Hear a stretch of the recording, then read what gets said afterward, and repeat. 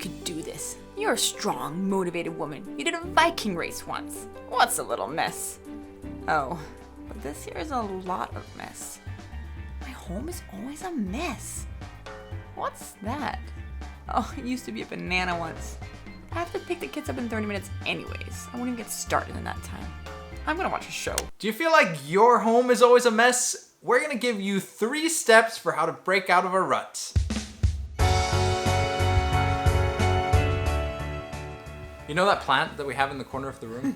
It used to be twice the size, and now it's Half the size. Because someone saw it, was like, oh, it looks really sad. And then it was like, it's probably dead. Chop, chop. Sometimes I feel like we could use some really good advice on how to handle plants, because we just don't know. Do you guys know about plants? I was gonna say, leave a comment. What's the thing that we don't know about plants? You could literally say plants.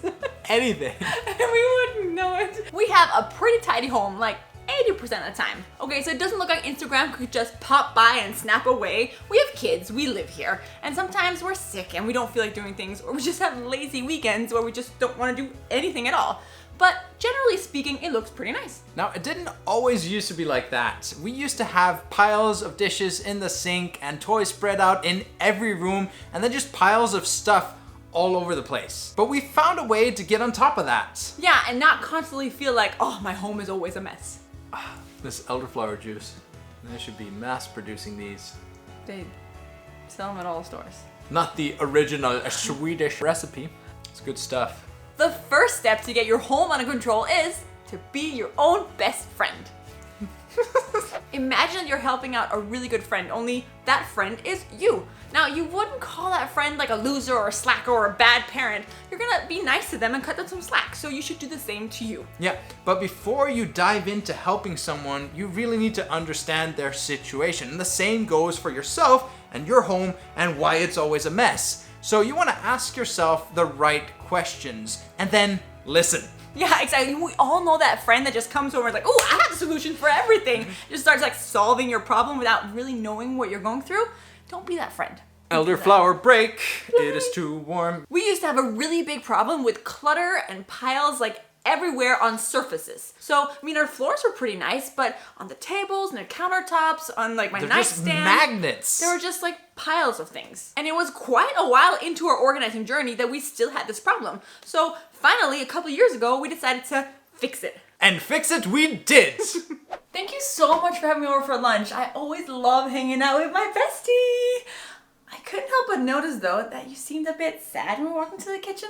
What's up? You're so perceptive. You know me so well. Aww. My home is always a mess. There are just piles of stuff everywhere, especially here in the kitchen. If I may, why do you think the piles and clutter bother you so much? I don't know. Probably because I have such little counter space to begin with. It just never looks nice. Not even right after I'm done tidying up. Does that make sense? Of course, it makes perfect sense. Oh, and cooking is just less enjoyable because I spend like half the time moving stuff around before I can even get started. And you know what? It actually makes it hard to truly relax in the evening or when you have friends over. I mean, obviously not with you, but just in general, when there's stuff in your face all the time, it's hard to relax. Wow, that is so interesting. It really seems to be bothering you a lot. Yeah, I didn't even know it was this big of an issue for me. Sometimes you just need to talk it over with a good friend. But have you ever thought about where the piles and clutter come from? I mean, I come over a lot and they're not always here. Well, I clean up from time to time, but most of the time I just need to pick up in a hurry and then it's easier just to put it all in like a pile here and there.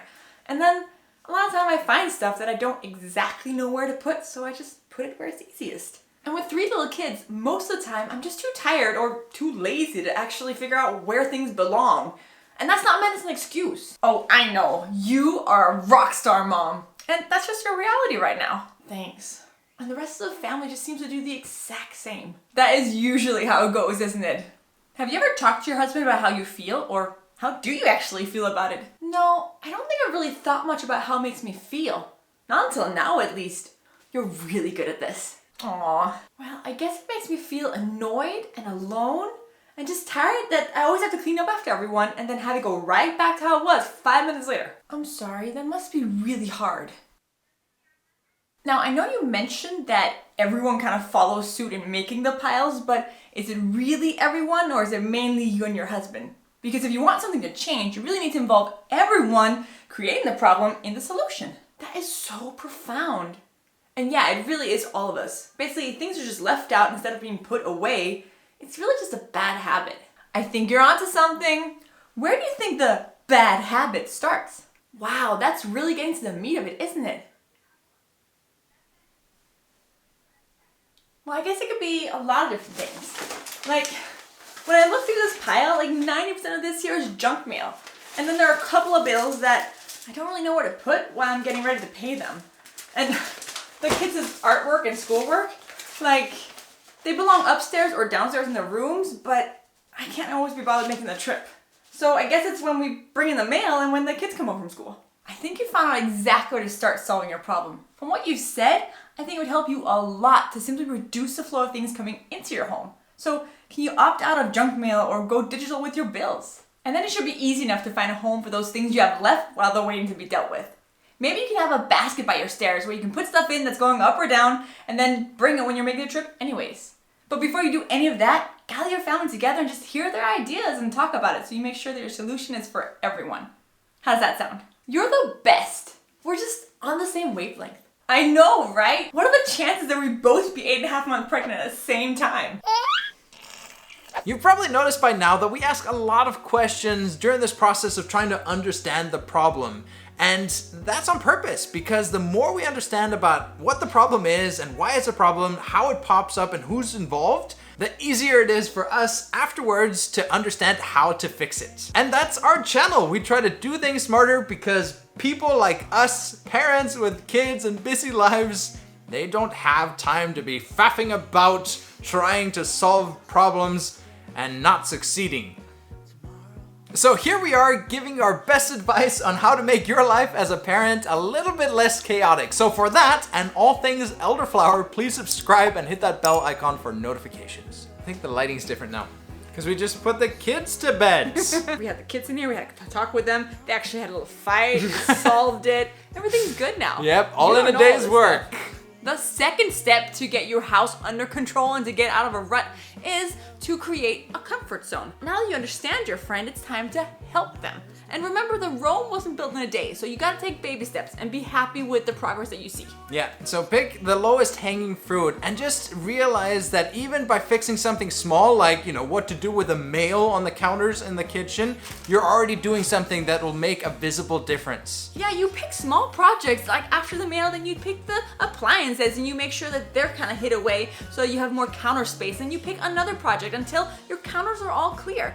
And then when that's done and that's sustainable, then you can expand outwards. Yeah, and we call this process creating a comfort zone because you start small, you create an area for yourself that is comfortable, that you can find happiness and joy being in, and then you expand outwards until your whole home is a giant, massive comfort zone.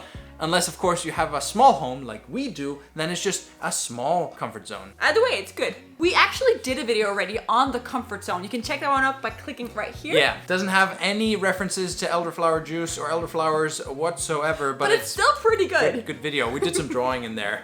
Exactly. Different formats, same message. Enjoy responsibly. This is not alcoholic. What is your favorite part of your home? What is your comfort zone where you feel really comfortable and nice? Let us know in the comments below.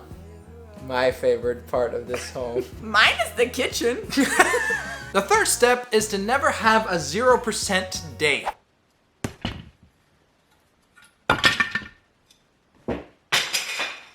No rocket science here. The idea is the more you do each day, the easier it is for you to maintain a nice and clean and tidy house.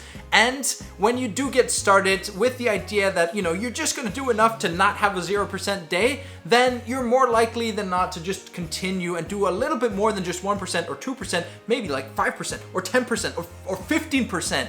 Who knows? Goodness. As you're creating these comfort zones, you want to make progress. You want to work at it so you can see the end result that you were envisioning in the beginning. However, you don't want to work so hard at it that it backfires and you end up giving up in the whole process. Yeah, and if you need a boost of motivation, we did a really fun little video with 16 motivational mantras for parents that you can check out up here. But regardless of where you find that motivation, never have a 0% day. This is so good. Thanks, sister and brother-in-law. They have cooked up I don't know Storm. how many batches of elderflower concentrate. They said jokingly that the first one was free. They also said that they would pay us more with product placements. Oh yeah, but they're not selling it, so there's like nothing there. No, but they might drink it all and then we would not benefit. And we do want to be upfront about what we're doing here. Product placement.